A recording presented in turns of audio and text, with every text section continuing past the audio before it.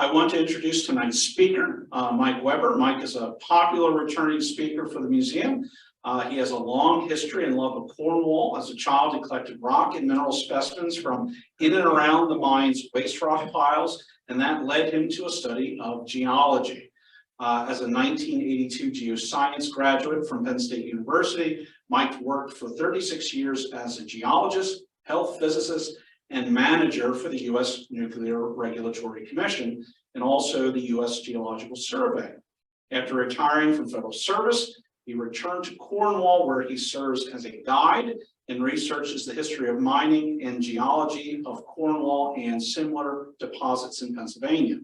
Mike is a weekly volunteer at the museum, and he gives guided tours of the Cornwall Iron Furnace on most Fridays. So if you like what you hear, come out and see Mike on a Friday, and even if he isn't there, someone will be very happy to take you through the museum. Like Brian. So he is also the author of Always More Production, a history of the mining operation in Cornwall that is due to be released this summer. So please welcome our speaker, Mike Weber.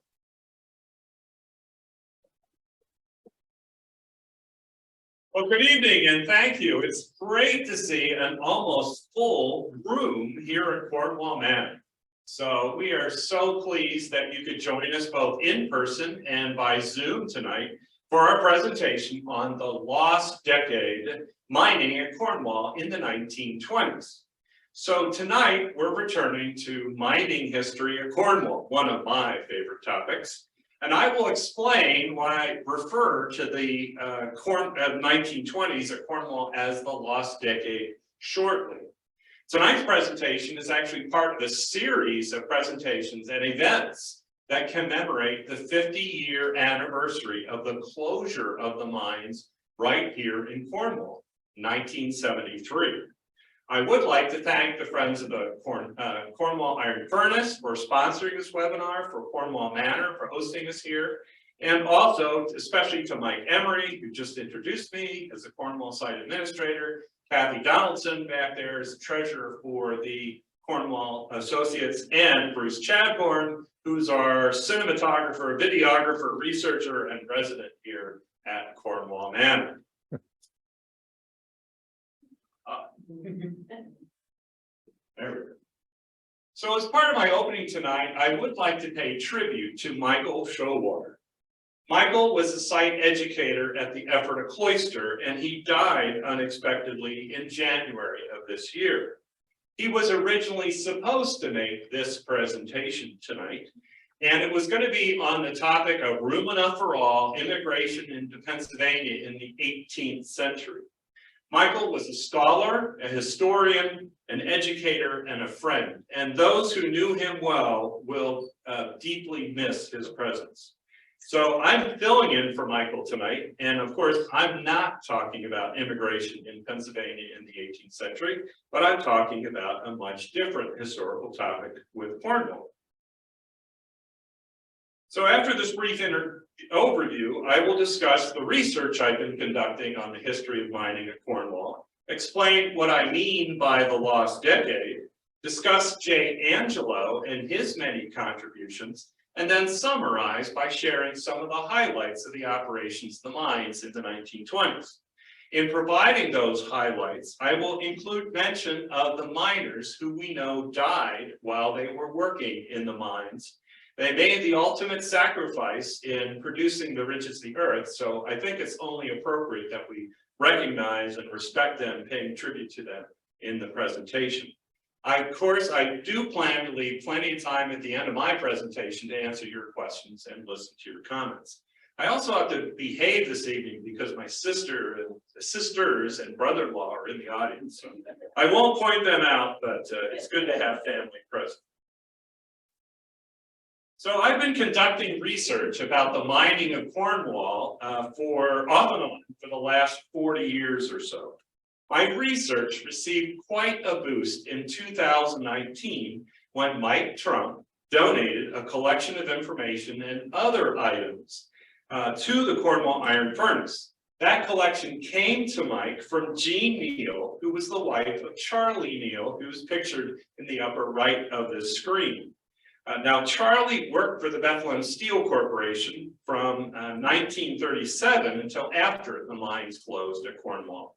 Susan Wetzel and her mother, Gloria Tater, encouraged Gene to donate these records so that they could be preserved. The largest portion of that collection consisted of monthly reports, which you see on the shelves here. And those monthly reports dated from 1930 until 1973.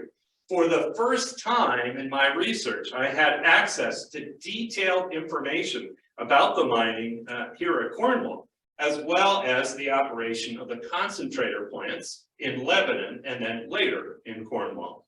As I read those reports, I realized that little of the information in those reports was accessible to members of the public, as well as to the miners and to the descendants of the miners and millers who operated these facilities.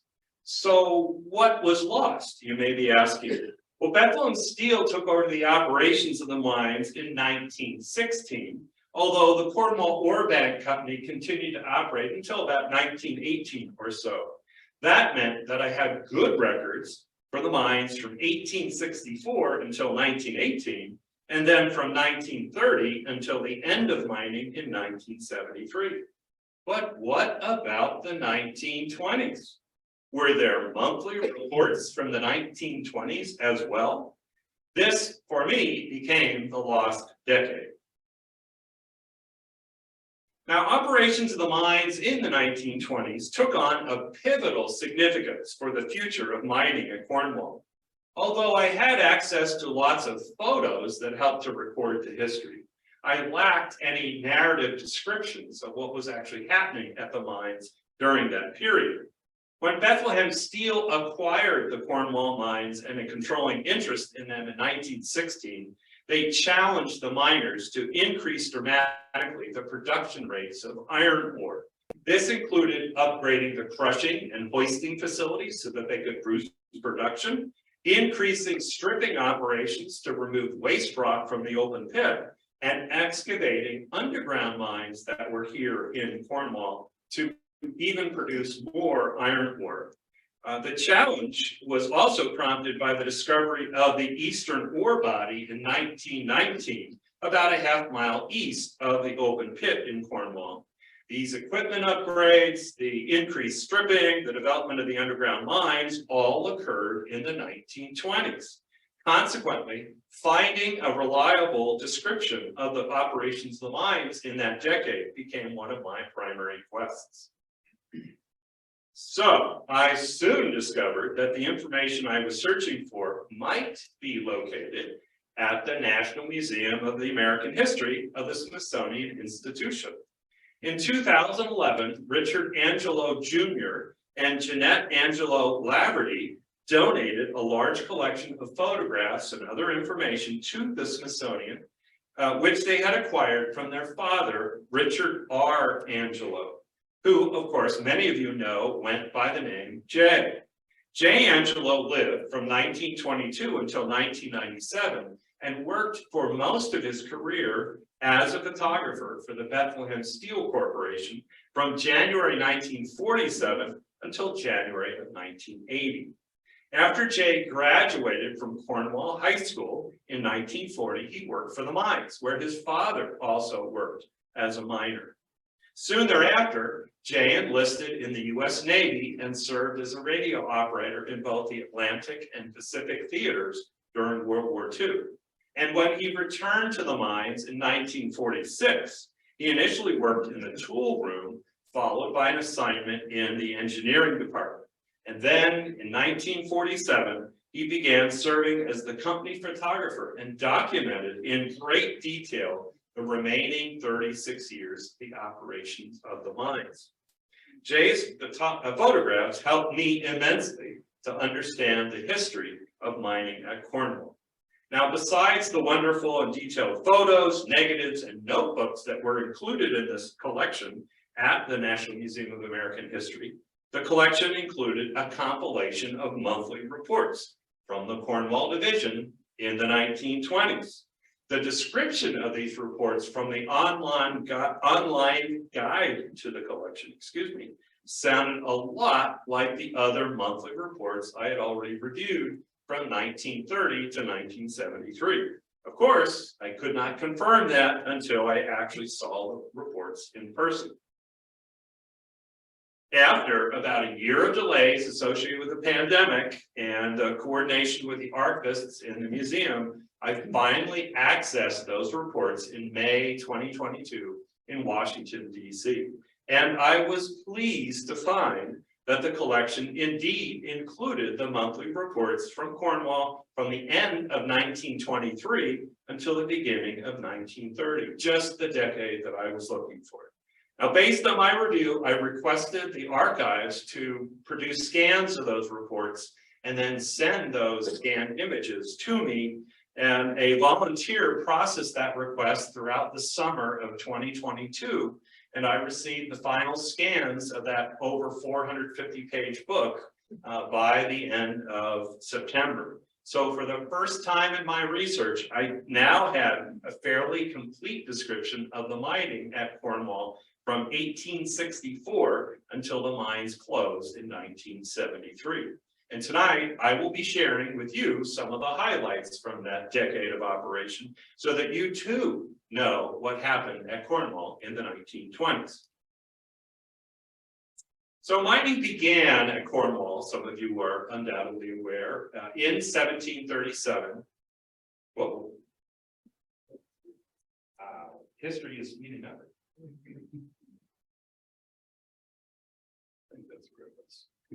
Mining began here in Cornwall, in 1737, when Peter Grubb first mined iron ore for the use in a bloomery forge to demonstrate the suitability of that ore to operate his furnace. For the next 127 years, mining operations were governed locally, right here in Cornwall, by the leaders of the families who either owned or leased the mines and the nearby furnaces. So if Peter Grubb or Robert Coleman or the other iron masters were interested in what was happening in the mines, and indeed they were, all they had to do was consult the head miners and they would get a full report. In 1864, the Cornwall Ore Bank Company was established to coordinate the mining operations. And at that time, the company appointed a general superintendent of mining. For the first 40 years of the company's existence, that position was held by J. Taylor Boyd, for whom we have Boyd Street here in Cornwall. When Bethlehem Steel took over the operations of the mines in 1916, oversight of the mine shifted to Bethlehem, where the vice presidents, the president, and the board of directors of Bethlehem Steel Corporation oversaw what was going on at the mines. Bethlehem Steel expected its subsidiary organizations to provide detailed and monthly recurring reports about the operations. So Cornwall provided its first monthly report to fulfill this expectation in early 1924 for the preceding December 1923. That first report was dated January 17th, 1924, and was a one-page memorandum from Harrison Souter, who was then serving as the general manager of the Cornwall division, and he had previously served in the same position that J. Taylor Boyd served in as a superintendent of mining for the Cornwall Ore Bank Company. The report was addressed to C.A. Buck, and he was the president of the Bethlehem Mines Company in Bethlehem, Pennsylvania. This initial report was brief and provided the highlights that Harrison Souter thought that the corporate bigwigs in Bethlehem needed to know. First, that Cornwall had resumed full-scale mining when it was directed to do so by Bethlehem Steel on December 6th of 1923. That Cornwall, in Harrison's view, was disadvantaged because they were paying a lower pay amount at 34 cents per hour than the going rate in this area, which happened at the time to be 37 to 40 cents per hour. That the mine provided the concentrator plant sufficient ore so it could operate without disruption. That was a good thing. That the mining costs were at least 3 cents less than they had been during the previous month. Another good thing. that the miners drilled and blasted 28,000 tons of ore in the open pit, and that Cornwall made an intensive effort that December 1923 to boost ore production using steam shovels. That was all that was in that first month's report. It was the first in a series of 583 reports that were submitted by Cornwall to Bethlehem over the next 50 years. The report did not include other important information, such as how much ore Cornwall produced that month, or how much iron sinter was produced at the concentrator plant in Lebanon in December. Now, as you see in the graph on the right of this slide, Bethlehem Steel headquarters demanded more information, so those monthly reports grew in length. By the end of the 1920s, that one-page report had grown into about 30 pages and provided considerably more detail about the operations at the Cornwall mines, such as operational upsets, production amounts, new initiatives that had been taken on, and factors that were impeding production. The formats of those reports also became more standardized in that first decade. And then over the next 50 years, the monthly reports grew considerably up to more than 120 pages in length during the 1950s until they started coming back down to a more reasonable length in the 1970s. Now, before I go too much further, it's important to orient us so that we'll be familiar with the location of the various mines I'll be referring to in my presentation tonight. On this slide, you see the Cornwall area of the standard U.S. Geological Survey topographical map for the Lebanon quadrangle. That large lake in the middle of the map is indeed the flooded remnant of the Cornwall open pit. Big Hill is located just to the right or east of that open pit, and Middle Hill and Grassy Hill are located just above that lake or to the north, and they're labeled in purple on the map. The shaft for the number 3 underground mine, as distinct from a surface mine, is located on the north wall toward the western end of the open pit. And then the number 4 and number 5 shafts of the number 4 underground mine are located about a half mile east of the open pit. So hopefully you'll keep all that in your heads as we progress, so it will help you navigate the terrain around Cornwall. So as I've already alluded to, the 1920s were a very busy time here in Cornwall in terms of the operation of the mines, and also at the concentrator plant nearby in Lebanon. While the miners continued to produce ever larger amounts of iron ore from the open pit, they also began developing the number 3 mine in January of 1921 and shipped the first ore from that mine in April of 1925. Miners also began developing the number 4 mine in November 1924 in what was then called the Eastern ore body, and that had been recently discovered in 1919, another result of Bethlehem Steel's urging, let's boost production. The number 4 mine began shipping ore in July of 1927.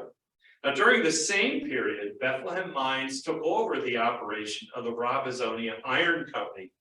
The Robezonia Iron Company was then mining ore out of the open pit towards the eastern end, close to Big Hill. Of course, the miners also had to cope with a variety of headaches that miners have to deal with, such as natural and human-induced disasters, such as heavy snows, freezing conditions, flooding, limited space for dumping waste rock, and rock falls and slides. At the concentrator plant, the production of nodular iron transitioned during the same period to sintered iron as the primary iron concentrate from the concentrator. And at the end of the decade, the Cornwall division began operating an experimental facility to concentrate pyrite from the ore to extract cobalt at the concentrator. Now, although we lack detailed monthly reports before the end of 1923, we are fortunate to have a relatively complete set of photos that were collected and preserved by Dewey Bernard, and they aptly captured the initial development of the number 3 mine in the west end of the open pit, beginning in January of 1921, as you can see on the photos of this slide.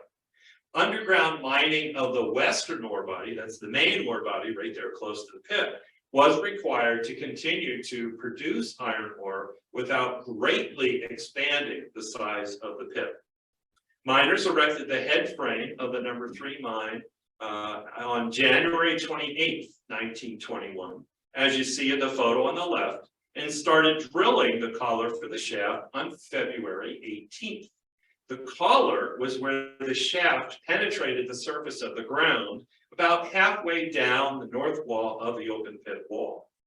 The shaft was fully functional, as you can see in the photo on the right, by August of 1921.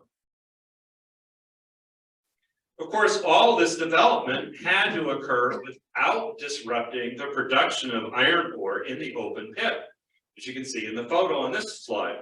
The Cornwall division of the Bethlehem mines mined iron ore from Big Hill, Middle Hill, and Grassy Hill, while the Robesonia Iron Company mined ore from the Robesonia Cut, which was in the saddle between Big Hill and Middle Hill.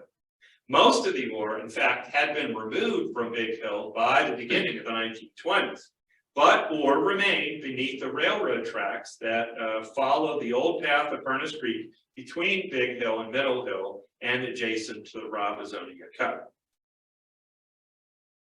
Mining operations in the open pit were hampered in 1924 by cold temperatures, heavy snows, and then heavy rains. You can see the open pit from the 1920s in the photo on the left of this slide. During the winter months, snows, ice, and cold temperatures caused the ore to freeze and to block the ore chutes and the crusher chutes. Heavy rains flooded the open pit in September. And despite these challenging weather conditions, the Cornwall division improved synchronization between the operation of the mines and the concentrator plant in Lebanon.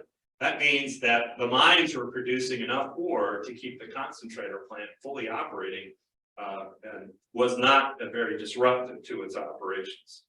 The miners mixed ore that they extracted from across the open pit to maintain higher average iron contents, as the miners had done for the preceding century. At the number 3 mine, the miners continued the initial development of the underground mine beneath the floor of the pit. In the photo on the right, you see miners gathered around the number 3 shaft portal, and this photo was taken in about 1923. Miners broke ground for the number 4 shaft of the number 4 mine in November of 1924. The number 4 mine was designed to excavate ore from the eastern ore body, and that was an ore body that extended from about 150 feet below the land surface down to 1,225 feet. That ore body was located, again, about a half mile east of the main or the western ore body. In terms of people in 1924, Arthur F. Peterson arrived in November of that year and began serving as the superintendent of mines, while Harrison Souder continued to serve as the general manager of the Cornwall division. Peterson would eventually replace Souder as the general manager in 1927 and was subsequently promoted as the Bethlehem Mines Corporation president in headquarters in Bethlehem, Pennsylvania. Although no deaths were reported in the monthly reports that first year to headquarters, 2 miners actually did die in 1924 as a result of ore falls in the open pit. On February 6th, 1924, Anthony Yaklich, who was 50 at the time, was crushed by a 10-ton lump of ore. Slightly more than a week later, Antonio Di Salinas, who was 31, was crushed to death when he was struck by a 500-pound piece of ore. Now, like the disruptions that had occurred in 1924 from the adverse weather, that similar weather hampered mining in the open pit with heavy and frequent snows and ice in January of 1925. And then in July of 1925, bless you, the community experienced some of the worst flooding that they had experienced in the history of Lebanon County. Flooding in the open pit, as you can see in these pictures, and the number 3 mine disrupted mining for more than a month as the miners recovered and then dried out the equipment that was flooded during the heavy rainfalls. And that included the pit pocket, the steam shovels, and the drills. The photo on the left shows floodwaters from Furnace Creek flowing into the southeast corner of the open pit at the time. And then in the middle photo, you can see several drills underwater in the middle of the pit. Those are those 2 spires that are sticking up out of the water. Additional significant flooding after this bad flooding continued in September and then November. The pit pocket, which I've referred to now a couple times, is here in the lower right-hand corner of the photo. And that was used as a dumping platform where the miners transferred the ore from railroad cars into a crusher that was beneath the floor of the pit. That crusher broke down mechanically the ore into smaller pieces.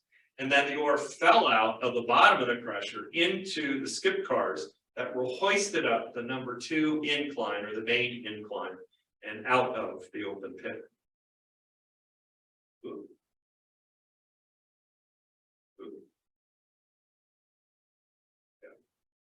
About 10% of the total ore that was produced in 1925 was produced by the Robesonia Iron Company, which operated independent of the Cornwall division of the Bethlehem Steel Corporation. On the left of this slide, you see 2 water boys with their water buckets. They were named Beard and Patton, and they brought water, drinking water, to cool the miners' thirst who were working in the open pit. On the right side of this slide, you see a photo of the west end of the open pit with the number 3 mine in the background, and that picture was taken in October of 1925. Ore was first hoisted up the skip of the number 3 mine in February 1925, and the first ore, 154 tons, was shipped from the number 3 mine in April 1925. Development of the number 3 mine began in January, as we've already seen in those photos, January of 1921. So initial development of the number 3 mine required 4 years and 3 months before the first shipment of ore in April. This duration of the developmental phase for the number 3 mine is about typical for many mining operations.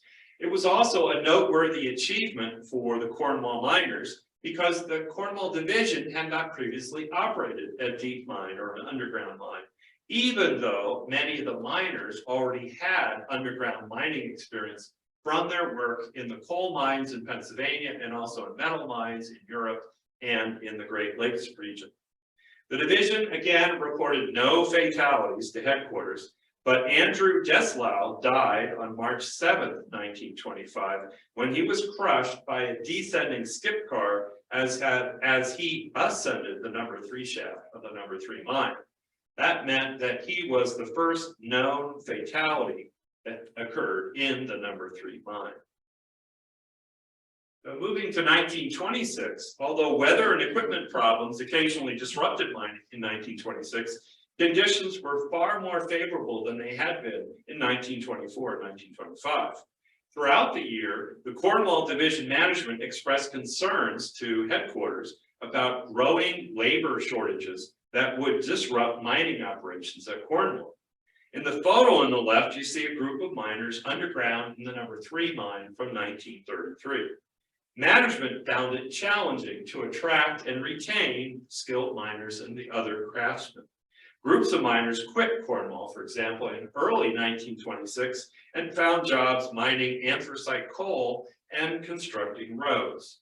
In the latter part of 1926, General Manager Harrison Souter informed management that he needed 90 more miners to boost ore production from the number 3 mine. Souter routinely shifted miners, timbermen, muckers, and laborers between the surface operations, the open pit, and the number 3 and the number 4 mines to meet operational needs. On September 8th, 1926, Joseph Matejek, who was 48 at the time, slipped in the number 3 mine and struck the back of his head. The next day, he died in the hospital. Although Souter reported the fatality to headquarters, he did not mention Mateiek's name, age, or cause of death. So the reports are getting a little bit more fulsome. In addition to the operations of the mines and the concentrator plant, Bethlehem Steel was busy in 1926 preparing for the future of the Cornwall community.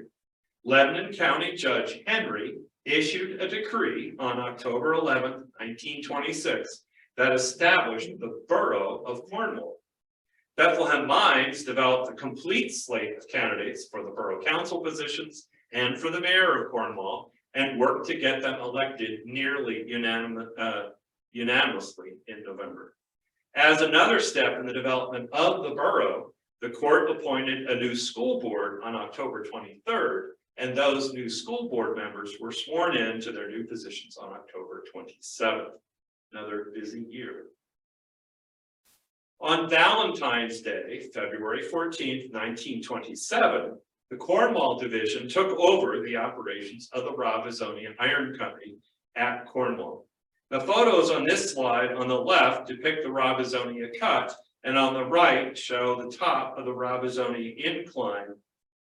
The takeover represented the final consolidation of mining operations at the Cornwall mines, since ownership was divided following the 1754 death of Peter Grubb 173 years earlier. Records show that most of the employees had no difficulty being transferred into the workforce, while the Cornwall Division shut down and discarded much of the equipment and machines that were being used by the Robisonia Iron Company. In March, Cornwall began excavating shaft number 1 at the base of the old Robisonia incline to develop a sump for the for the new pit pocket that was being constructed at the base of the number 2, or the main incline that hauled the ore out of the open pit. Later in 1927, Cornwall Division constructed a new number 2 crusher house at the top of that main incline. You can see the top of the incline on the right photo behind the Robisonia incline. Robisonia incline is in the foreground, the number 2 crusher house is behind it. That crusher house was being developed so that they could further crush the ore before it was transferred to the loading pocket and then taken out of the loading pocket to the concentrator plant in Lebanon.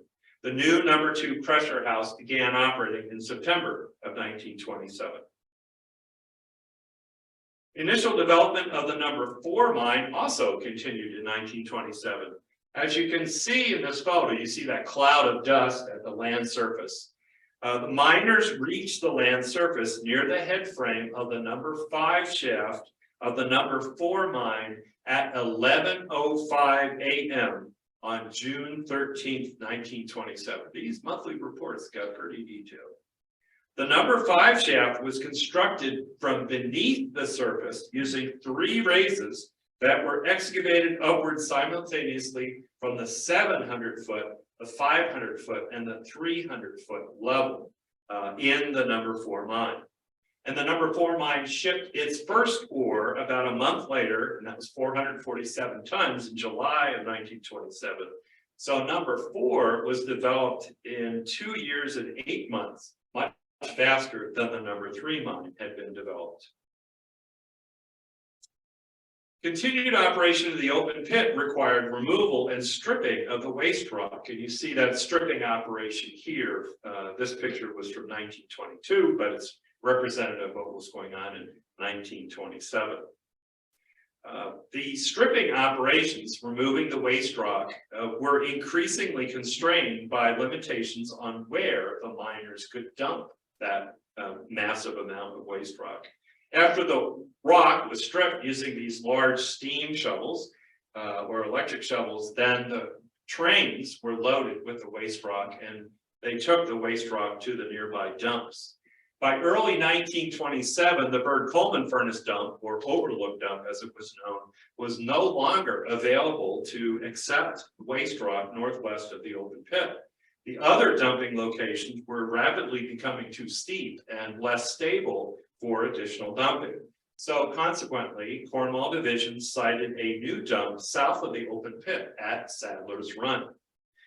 Arthur Peterson was promoted as the general manager of the Cornwall Division in August of 1927, when Harrison Souder retired without much fanfare. The Cornwall Division awarded contracts in July of 1927 for constructing a new consolidated primary and secondary school at Cornwall. Construction began in August 1927 under the close supervision of the Cornwall Division.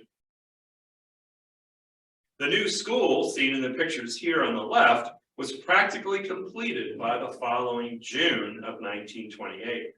Bethlehem Steel also constructed a new machine shop to support the number 4 mine in April of that same year. The demand for iron ore started to fluctuate dramatically from month to month due to market adjustments, kind of a preview of what was coming with the Great Depression. Problems associated with the managing and stripping dumps around the open pit continued into 1928, so the miners accelerated the development of the Sadler's Run dump. The image on the right, you can make out the outline of the Cornwall Lake. That's a LiDAR image, and that's a contemporary image, but it's representative of what was going on back in the 20s. I marked the image to show the location of the Overlook, the Eagle Rock, and the Sadler's Run dumps. Miners excavated also a tunnel through the iron ore beneath the railroad tracks that ran between Big and Middle Hills, and that was to improve drainage as well as to facilitate mining of the Robizonia Cut at the eastern end of the open pit. One fatality occurred in the mines on May 8, 1928, when Samuel Brewer, 43, broke his neck when the skip car that he was riding out of the number 3 mine flipped over. As 1929 began, labor management relations were a bit tense. On January 31st, 1929, 11 men walked off the job at the number 3 mine in protest when they were told that their night shift pay would be carried over to the next day. Now that may not seem like a lot to us today, but back in 1929, the miners were paid monthly. So the delay in pay meant that they would have to wait an entire month to get their extra pay for their work on the 31st. Cornwall Division fired all 11, including Horace Rausch, who was the purported leader of the group, Lloyd and Chester Rausch, Wilbur and Robert Hivner, Tony Viscoetti, Ed Dissinger, Dewey Murphy, Vincent Borello, Henry Core, and Tony Chernich. Besides mining the open pit and the number 3 and number 4 mines, the Cornwall Division also excavated and distributed a large quantity of blast furnace slag from the Bird-Coleman furnace during the summer months of 1929. In the photo on the left, you can see the miners excavating the slag, which not only removed the slag, but also made additional space available that was used later for the number 3 mine surface plant. Most of the slag was used for road construction and backfill in and around Cornwall, but some of the slag was transported greater distances to Mount Gretna and also Schaeferstown, where it was used. And about 10,000 tons of slag rich in manganese was sent to the furnaces in Steelton. During the last 2 weeks of September 1929, the concentrator plant began operating an experimental process to concentrate the pyrite to recover the cobalt. You can see the construction of the concentrator plant in that photo on the right from the 1920s. The pyrite concentrate was sent in rail cars first to the Boston plant of the Pennsylvania Salt Company for roasting and processing, and then later it was sent to the Merrimack Chemical Company in Woburn, Massachusetts.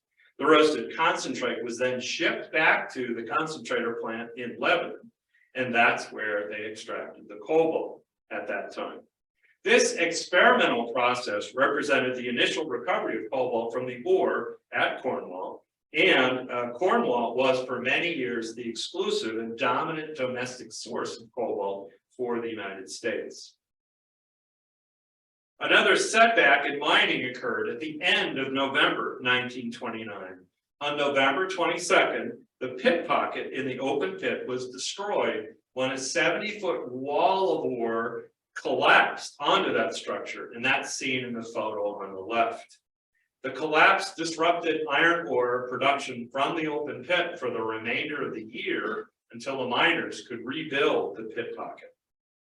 2 fatalities also occurred in the mines in 1929, and you see that in the news clip on the right of the slide. They were the first fatalities that we know about, known to occur in the number 4 mine. On September 7th, 1929, John White, 22, and John Philak, 25, died from the premature detonation of explosives that they were setting in charging holes in the 250-foot level of the number 4 mine. So now that we've seen some of the highlights of mining, we can examine some of the trends that also occurred during the period. And I'm not going to get into great detail on these graphs, but I just want to give you a feel for what you're looking at. This graph shows how the workforce at the Cornwall division fluctuated from July 1925 to November of 1929, based on the details that were provided in those monthly reports. The light blue bar on the bottom shows the other category, and that's the largest group of employees, including employees in the concentrator plant, the miners in the open pit, employees in the machine and the electrical shops, and general laborers. Stacked on top of the blue bar are the orange and green bars. The orange bar are the miners assigned to the number 3 mine, and the green bar is the miners that were assigned to the number 4 mine. The thin purple bar on the very top, that little cap, represents the workers who were working in the real estate department, usually between 5 and 20 employees. These included carpenters, plumbers, and painters who maintained the many rental properties as well as the primary structures that were owned and operated by the division. Of course, as you see, the number of employees rose and fell depending on the operational needs here at the mines. Another way to examine what was going on in the 1920s is to review the production of iron ore from the mines. And that's depicted in this graph from August 1924 through November of 1930. The light blue line on the very top represents the total amount of iron ore produced during each month. The ore production, you can see a gradual increase in the slope of that from left to right. From 1924 to 1930, and of course that responded to Bethlehem Steel's demand for more iron ore. The variability that you see from month to month shows a variety of impacts of various factors on the production of the ore. And these included changes in the market demands, synchronization between the mines and the concentrator, seasonal shifts that occurred in the mining due to weather, and then impacts of severe weather, machine breakdowns, and planned maintenance activities. As you can see, most of the production came from the open pit, and that's depicted by the orange line. A small fraction of the overall production came from the Robisonia Iron Company. That's in the darker orange line in the left-hand corner of the graph.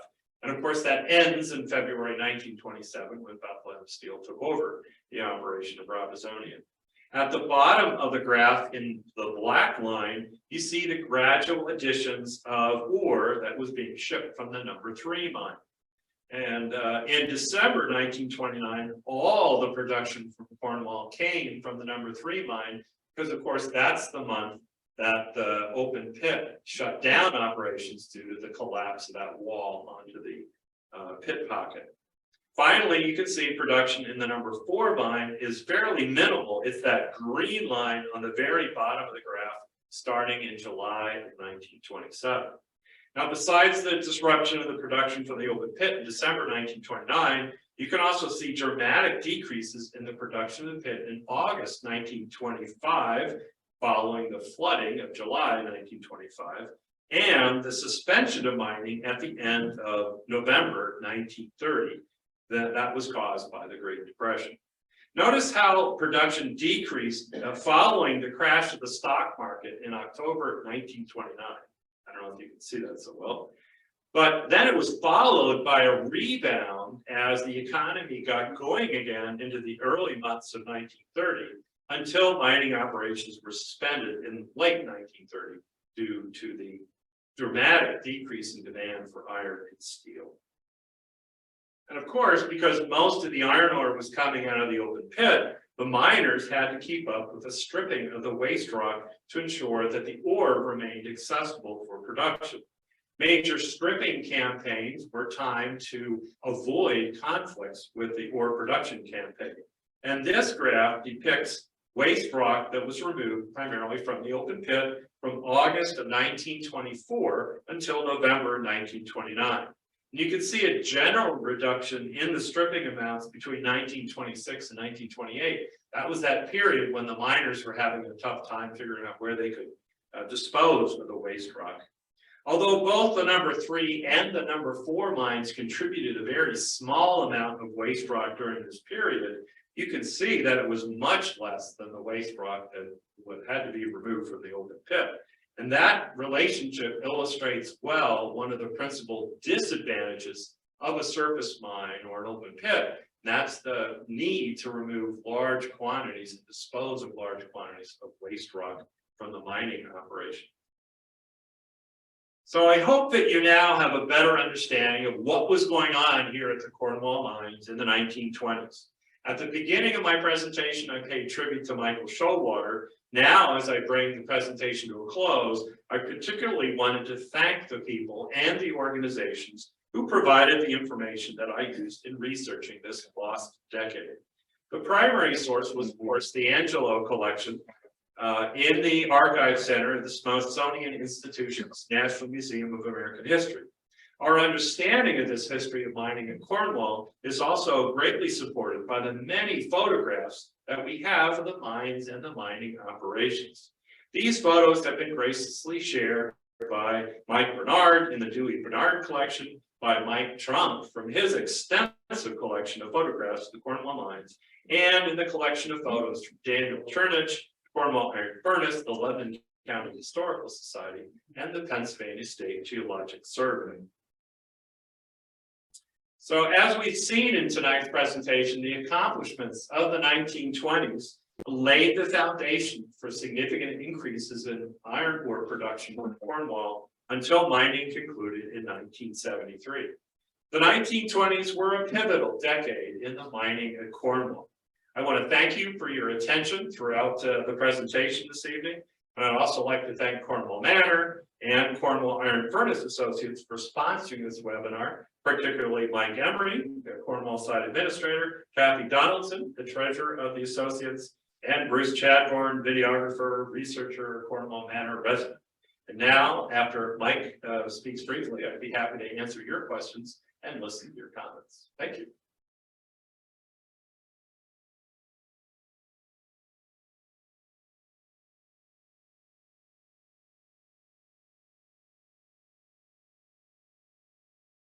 Thank you very much, Mike.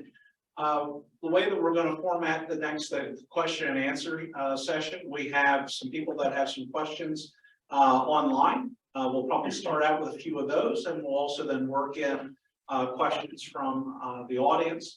So, Mike, if you want to come back up, we'll take the microphone. So that seemed to work out pretty well last time. Do that again. And I'll repeat the question so that everybody has the benefit of hearing it. As we transition to the Q&A section, I thought it might be interesting if you watch this video at home, not that you want to do it again, but if you do watch it and you turn on the transcription feature, you might get some interesting words that pop up when it transcribes what I'm saying. Last month, I talked about slag, and I think one of our associates at the furnace identified almost 20 different words that were substituted for slag throughout the presentation, like slap and slash and smash, and I don't know what all words, but just be careful about those transcripts. All right. So the first question has to talk about the numbers of the mines. Of course, you talked about the number 3 and the number 4 mines. This question is, what were the number 1 and the number 2? Yeah. So the question is, how did the mines get their numbers? Right? I talked about the number 3 underground mine, the number 4 underground mine. There are mines numbers 1 and 2. Unfortunately, that's not very well documented. So from our perspective today, we can look backward and speculate on what they may have considered the first mines. We know that mining started on Big Hill, and the miners considered Big Hill for many years as a separate unit from mining the main ore body beneath Middle Hill and Grassy Hill. So mine number 1 may have been Big Hill, followed by the open pit, which would have been mine number 2, followed by mine number 3 underneath the floor of the pit, and then mine number 4, which was a half mile east of the mines. So that's one version of how the mines could have been numbered.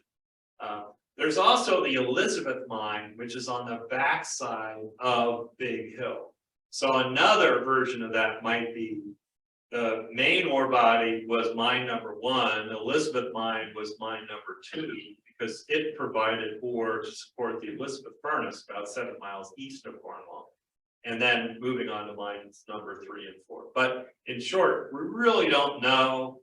There must have been some method to how they numbered the mines, but unfortunately, they didn't document it very well. All right, next question. Was the quality of the ore in mines 3 and 4 of a lesser quality of that of middle and Big Hill? Okay. So this question pertains to the quality or the grade of the ore that was mined in the various mines. And was the ore extracted from the underground mines lesser quality than it had been in the open pit? In short, the grade of the ore continued to change over the life of the mines. And there's no simple solution for it was always going downhill or it was always going uphill. In fact, the early mining that occurred, it was in ore that had been well weathered. And that weathering had removed a lot of the so-called gangue materials or the minerals that were not what the miners were after. So initially, the iron ores here at Cornwall were as high as 65% iron, and many of them were in the 50, 55, 60% range. In fact, at the Cornwall Furnace, we have some ore samples that are 1 cubic foot blocks. And so if you're interested in seeing what the standards were for the ore grades, you can check it out in the museum at the furnace. As they mined downward in Big Hill and also in the open pit underneath Middle Hill and Grassy Hill, the ore grades decreased because the amount of weathering of the ore decreased. So they ultimately had to roast the ores to drive off the sulfide minerals before they used that iron in the furnaces. When they started mining in the number 3 mine, that ore was very similar to the ore that they found in the main ore deposit in the open pit. The number 4 mine at the top had some slightly different characteristics. In fact, at the very top of the ore deposit, it was rather high in copper. And it may have been so in the early days of mining in the open pit in Big Hill. We just don't have detailed records of the composition of the ore. So in short, the ore grades changed over time. And generally, they decreased from beginning of mining in 1737 until the end of mining in 1973. But how the individual ore grades change from location to location and from mine to mine is not a simple relationship. So the next question, how many lives were lost during the operation of the mines? We also have So the question deals with how many lives were lost during the mining at Cornwall, and do we have the same number for fatalities that occurred at the Cornwall Furnace, I'm presuming the question is. We don't have a total. We have records from a variety of sources, including these monthly reports, that tallies about 48 miners who died, we know died, during the operations of the mines. Now, I'd be quick to point out we don't really have good records before 1864. That's when the Cornwall Ore Bank Company came over. And then shortly thereafter, of course, newspapers started reporting on these sorts of things. So between the newspapers and the official monthly reporting, we think we have a pretty good handle on the fatalities that occurred, as well as significant injuries that occurred in the mines from about 1880 or so until mining ended in 1973. In terms of the furnace, Mike can add to this if I don't give you a good explanation, but we really have no records of fatalities that occurred in Cornwall Furnace. That's not to say they didn't happen. We just don't know about it in the records that are available to us today or that we've researched today. Is that a fair characterization? Absolutely. Yeah. The later furnaces that operated here in Cornwall, the hot blast furnaces, they operated later, and so much of their operational lifetime occurred when there were newspapers. So we do have accounts of significant injuries and fatalities that occurred at the hot blast furnaces. That's the Anthracite Furnace, Burt Coleman furnaces, and North Cornwall Furnace. But I don't have those numbers here with me tonight. One more question. Are there any meaningful differences in the ore characteristics in the eastern ore body compared to other locations? And so the question is, are there meaningful differences in the characteristics of the ore in the eastern ore body? That's the ore body mined by the number 4 underground mine versus the rest of the ore body, the western ore body. And I already alluded to some in my prior answer about the higher copper content that existed in the eastern ore body, particularly at the surface. At the surface of the ore body, not at the land surface, but at the top of the ore body. Of course, as they mined that, then the copper concentrations decreased. Once Bethlehem Steel took over, they had a lot of measurements on a monthly basis of not only the total iron content, but also the copper content, sulfur content. So we have pretty thorough records over 1916 to 1973 of the variations in the ore compositions. But other than the copper, I wouldn't really highlight any significant differences between the eastern ore body and the western ore body. There's some trace metal differences. How about here in the audience? Yes, ma'am. You. What is cobalt used for? Cobalt, the question is, what is cobalt used for? So when Bethlehem Mines was first recovering cobalt, they were using that in making high strength alloys. And it was particularly helpful during World War II and the Korean War because they used it to strengthen the steel that was used in aircraft engines, as well as in armor plate and armor. Today, cobalt is highly sought after because it is used in lithium-ion batteries and in cell phones and other microprocessors. So there is a high demand today for cobalt. In fact, so much so that it stimulated interest potentially in how much cobalt remains in the tailings outside of Lebanon, as well as the tailings above Rexmont. And could that cobalt be economically extracted? At current rates, the answer, as I understand it, is no. But if cobalt continues to rise in value, perhaps someday it could be. Got a question here? From the concentrator, gold from the concentrator, what is the concentrator plant? Okay, so the question is about the concentrator plant in Lebanon. Where did it go after it left the concentrator plant, and where was the concentrator plant? So I'll answer the second question first because that's more straightforward. The concentrator was located in the Bethlehem Mines complex at Lehman and Concentrator, which is about Lehman and 14th Street, 16th Street, thereabouts. So thank you for that. It's not there any longer. But you'll still see, you can see on maps where the concentrator was. Now, where the iron concentrate went after it left the concentrator plant, of course, the concentrator plant was first constructed by Pennsylvania Steel and the Cornwall Ore Bank Company.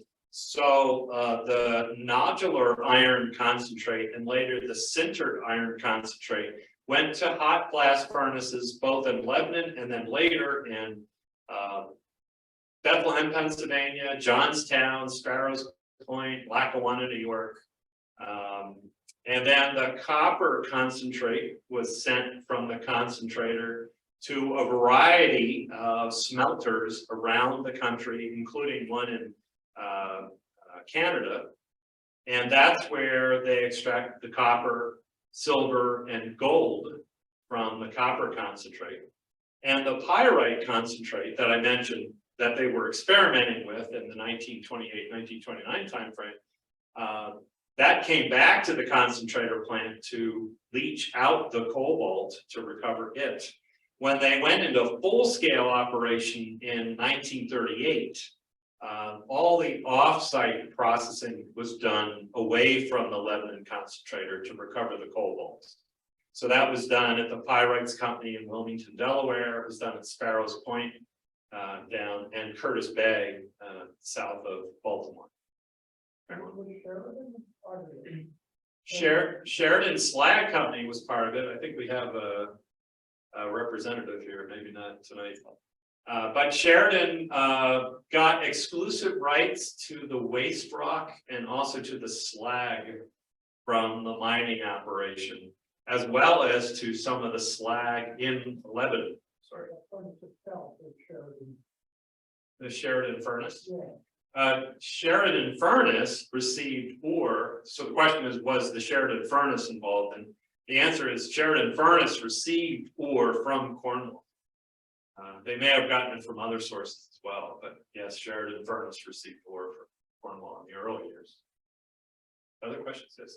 I have two questions, if that's allowed. Sure. My first one is, after the stock market crash in 29, are there any records that might indicate how many of the miners may have lost their jobs as a result of that? Okay. And my second question is, you had a photograph of the skid cars on the two sets of tracks that are beside each other, the ruins of which are still there. I always thought that those skid cars were to transport rocks up, but was that to transport the men down to the mine shaft? They never transported rocks? Okay, so I'll answer the questions. Let's see. So the first question had to do with the stock market crash, and are there records following the onset of the Great Depression about the number of jobs that were lost or the number of employees that continue to work here at Cornwall? And the answer is yes, we do have those records. They're in those monthly reports. Now, from month to month, year to year, what they reported on may vary. But we do have fairly good records from about 1880 until the mines closed in 1973 on the employment. And I'm going to be talking about that at my next seminar that will come up in June. So I don't want to steal too much thunder. I would say from what I've researched about that time period, Bethlehem Steel worked with the employees and they tried to employ as many employees as they could by asking the workers to only work 2 to 3 days a week.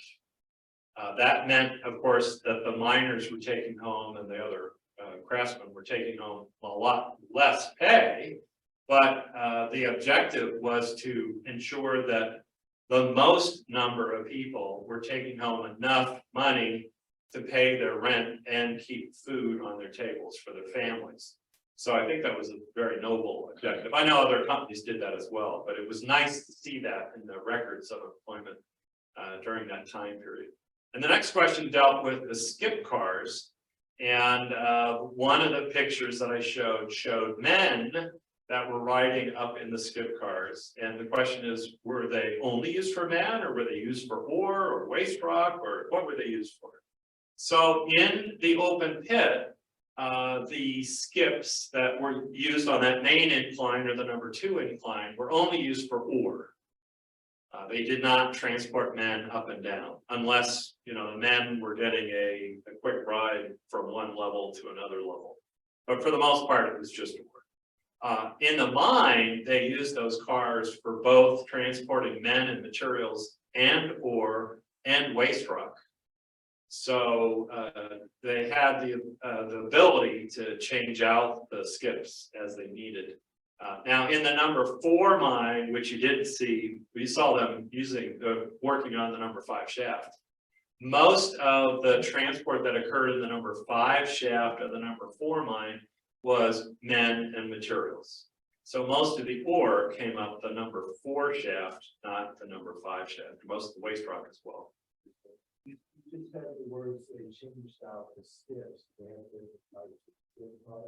Yeah, so the question was about, did they have different kind of skip cars and could they change them out? And the answer is yes.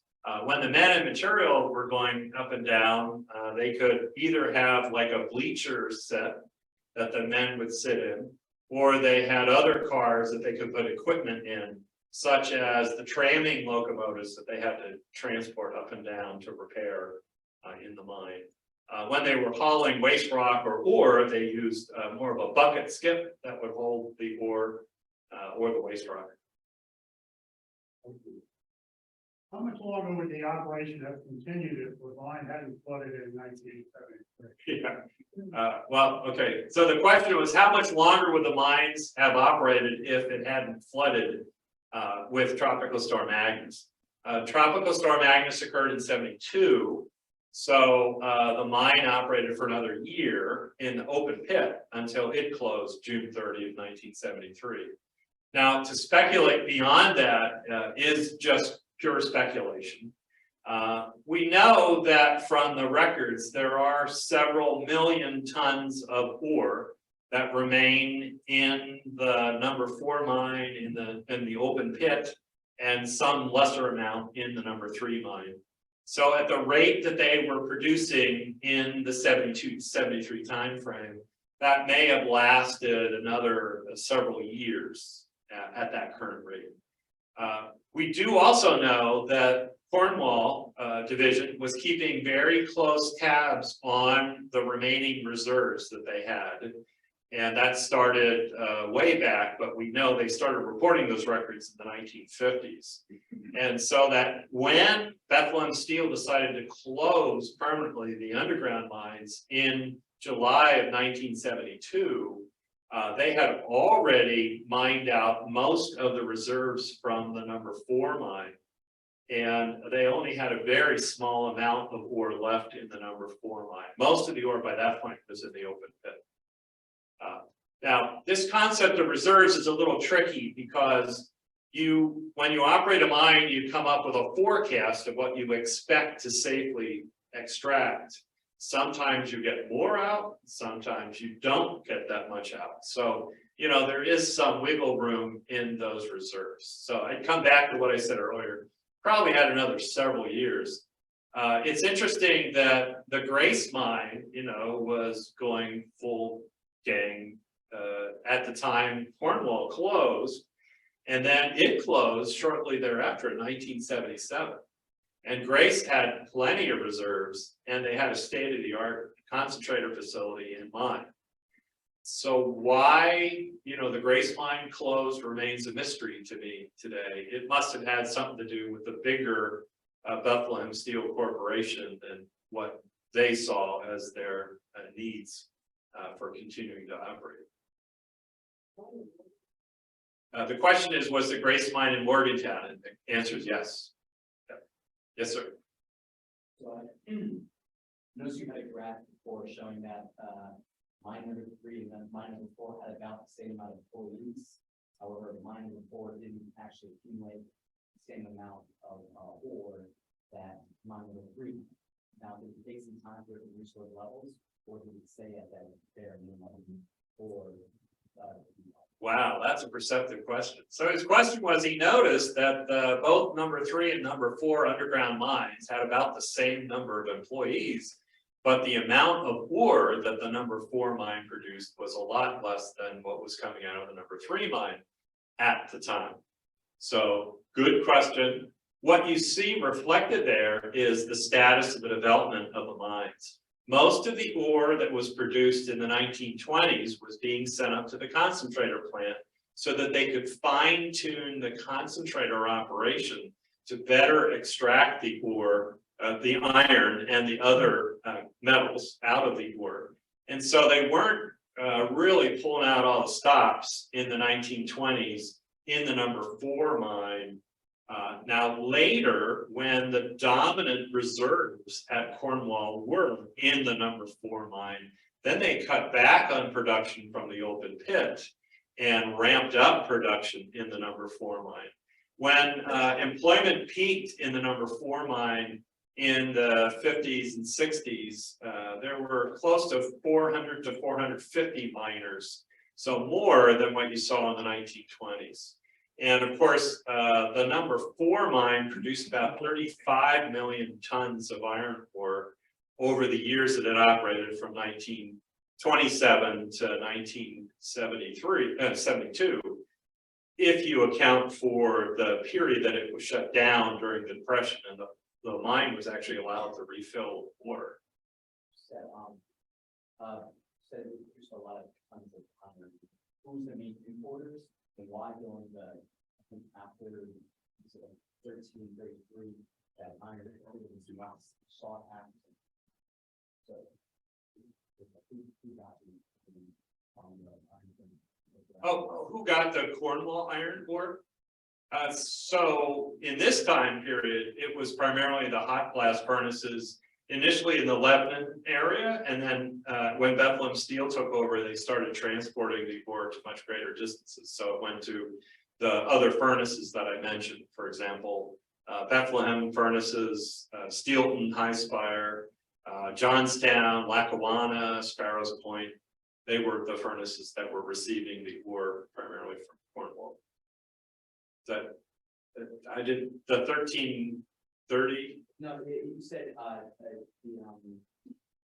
the need of iron down at the very end. Oh, because of the Great Depression, right?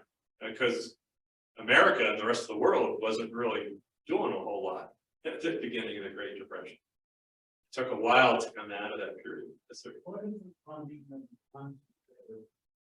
Okay, the question is, what's the function of the concentrator plant? So, as I mentioned, when the mining started at Cornwall in 1737, the ore at the surface was relatively rich, 60%, let's say. At the time of the 1920s, most of the ore was coming out in the range of 32 to 38% iron. And so the concentrator plant concentrated the iron back up to the 60% so range so that it could be economically used to feed the furnaces.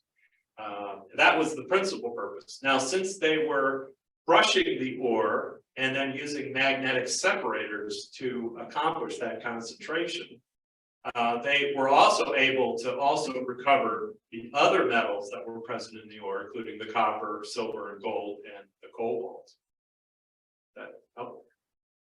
So I call it a concentrator plant, but it's really a series of plants that were strung together. You had the mill, which crushed the ore finer. You had the flotation plant, which separated out these other metals. And then you had initially a nodular furnace, which made the nodular iron, and then a sinter furnace. And then in the final 10 years or so of the operation of the plant in Lebanon, you had pellet furnaces that were producing those little iron pellets that were fed directly into the furnace. Dave, where are iron mines going across the United States? Not a lot of iron. So the question is, where are iron mines today? So the U.S. production of iron is very low today. Most of it is imported. There are iron mines in Brazil, in other parts of South America, Some comes from Russia, China. I don't know if we're importing any from Russia right now, but they are mining iron in those other foreign lands. Even while Bethlehem Steel operated the Cornwall mines, they were also producing iron in places like Cuba, Peru, Chile, and those ores, some of those ores came here to Cornwall because before the mines closed, they were experimenting with whether they could use the concentrator plant at Cornwall to productively recover those iron sources. And so last 3 or 4 years of the operation of the concentrator plant, they were doing various test runs, and they also did similar test runs with the ore from the Grace mine at Morgantown, Pennsylvania, because they were trying to see if they could mix or match ores that would enhance the recovery of the iron and the other metals. I assume that all this shipping back and forth, up and down and around was all done by rail. Yes. The question was, is it fair to assume that the transport was done by rail? The answer is yes. Now, in the final year of the operation of the pit, they couldn't send it by conveyor from the pit easily without doing a lot of rework. So they used trucks in the final year of the operation to transport the ore over to the concentrator plant in Rexmont. You have questions? Any idea on the mix of miners who were coal miners versus those who may have worked in iron mines in other places? And if so, is there a difference in training to mine to get coal out of the ground versus iron? Yeah, so good question. The question is, do we have any understanding of the where the miners came from? Did they come from coal mines? Did they come from metal mines? And then is there a difference in the training that was required for the miners once they arrived here? We don't have, to my knowledge, that level of detail and the information. We know generally where the miners came from, but not by individual miners. Wherever the miners came from, they were all put through more or less the same training regimen. Of course, they were under supervision by their direct supervisor, a foreman, and that person's job was to ensure that they knew how to safely operate whatever they were doing. They also got specialized training in specific equipment that they were operating. For example, pneumatic drills versus loader or a tramming locomotive or something like that. So I can't really answer your question because I'm not aware that we have that level of information. Well, we do know that they had to bring out. Oh, yeah. Yeah, Mike's saying we do know that they had to bring in talent for the underground mining because that was different than the surface mining that they had done here for almost 200 years before they started the underground mining. So I think there was Becker. What is a pit pocket? Okay. So I'll answer his question. So the question is, what is the pit pocket? The pit pocket was that structure at the bottom of the floor of the open pit where the rail cars and then later dump trucks dumped the ore into a crusher.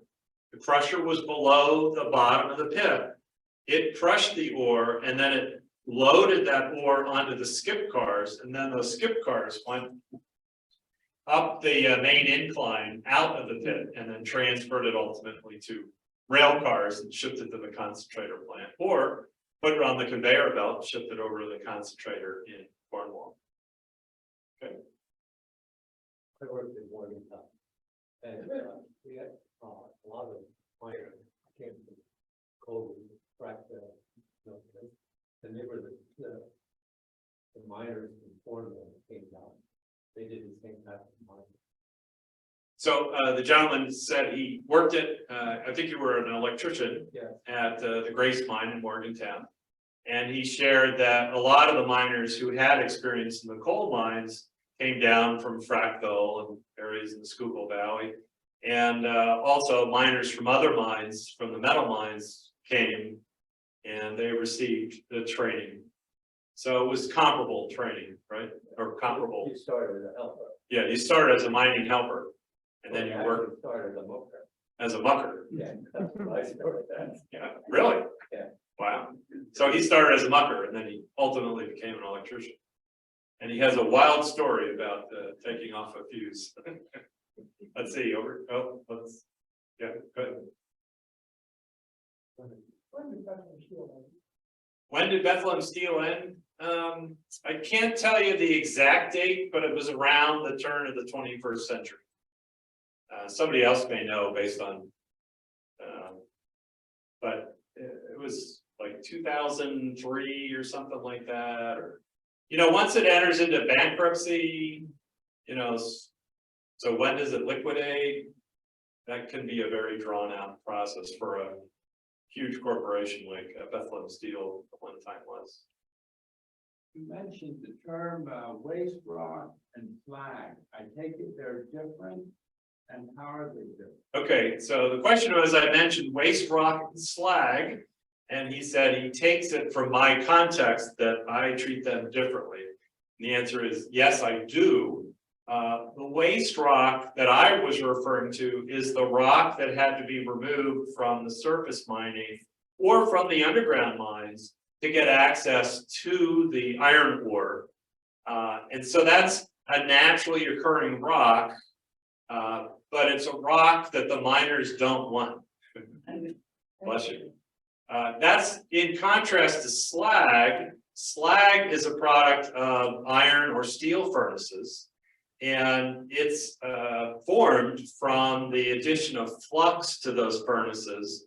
When that flux melts and removes impurities from the ore, it leaves the furnace in the form of slag.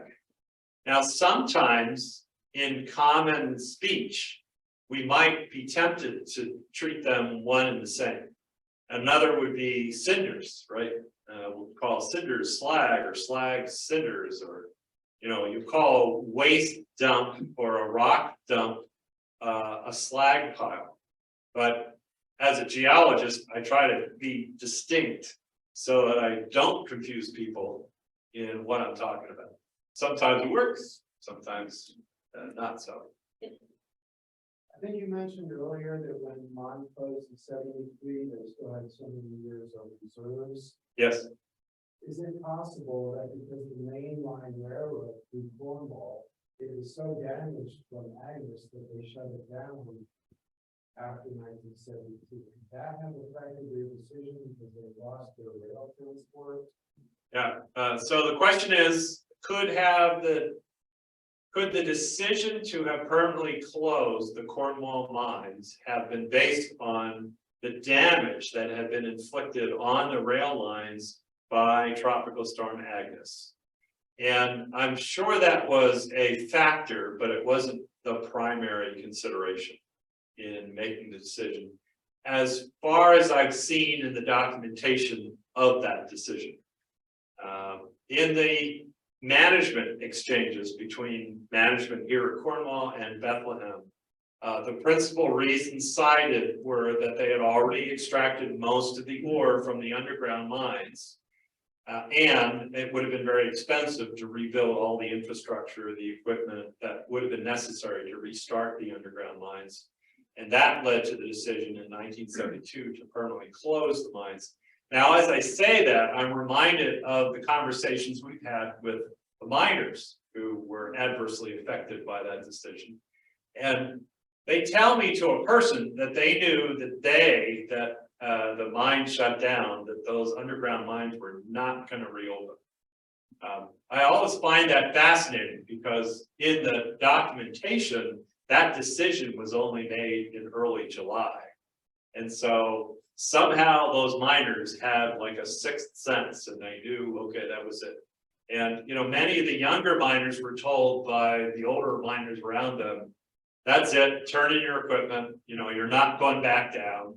That's the end of the line. And it turns out they were right. Maybe they had enough life experience in mining that they just knew that with the limited reserves remaining and the damage that occurred caused by the flooding, that it was not going to resume. So, So how long did it take for the pit to come to the level of water it is now? Okay. What was the source of that water? okay, so the question was, how long did it take for the open pit to fill up with water to the level that it is today, and what was the source of that water?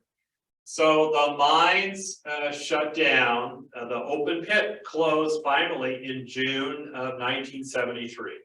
It took a few more months for Bethlehem Steel to complete the decommissioning of the operations in the pit. And so they kept the water level suppressed as they completed the cleanup activities. So you might say that starting in about September of 1973, they allowed the water to accumulate. That water continued to rise until the early 1990s. So it took quite a long time for that water level to rebound back up.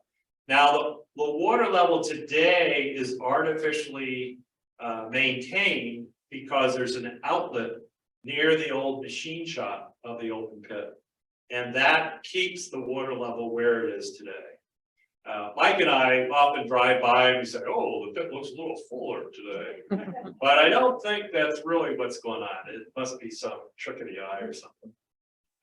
The source of the water is not only surface water that flows into the pit today from Furnace Creek, as well as surface water runoff off the side slopes, but most of that water is groundwater.